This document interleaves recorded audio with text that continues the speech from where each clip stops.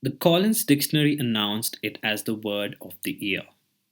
Given its steady rise through the past year, we are not surprised. We are talking about NFTs or non fungible tokens.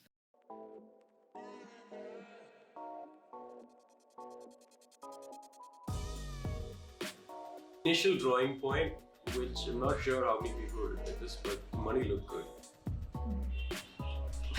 Right? But in all seriousness, the whole idea of digital artwork as such did not come up having a lot of value due to the fact that, like I said, there's multiple copies of it. It can be made any given point. There's no original token value like you have Pokemon cards or you have sneakers. There's no collector's value to it, right? A one of a kind asset in the digital world that can be bought and sold like any other piece of property, but has no tangible form of its own. India and the world in general have mixed feelings about such art categories.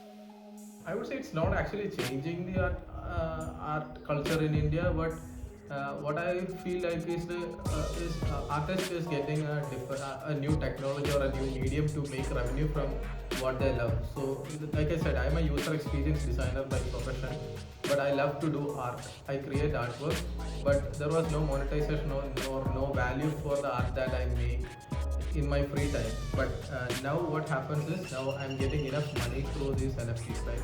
To think of it, NFT is not just about artists. The concept has also helped introduce a secondary market.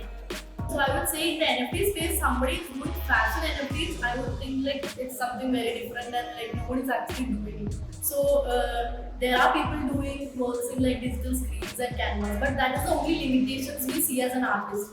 So why don't we actually wear fashion and then actually speak better than like just restricting to a canvas or like a digital screen? So that's what I'm trying to bring. So I hope like it works. In times such as the pandemic, NFTs gave more importance to digital art, which has the power of becoming an intangible asset and, most importantly, building communities that have no boundaries. Digital art or art that is made in a digital context through algorithms or through technology has had its sort of sort of concerns in terms of people thinking like, okay, this is very easily replicable, this there's no way to actually treat this as a collector, as a collectible item or as an asset, because it can be replicated. There's no way to sort of prove who sort of it originally belongs to, and so on. And when the NFT concept came into the picture, that started solving these problems very sort of in a very new and very radical way, and actually introduced some concepts like the secondary market, royalties, and so on, that were actually sort of missing from the art world earlier.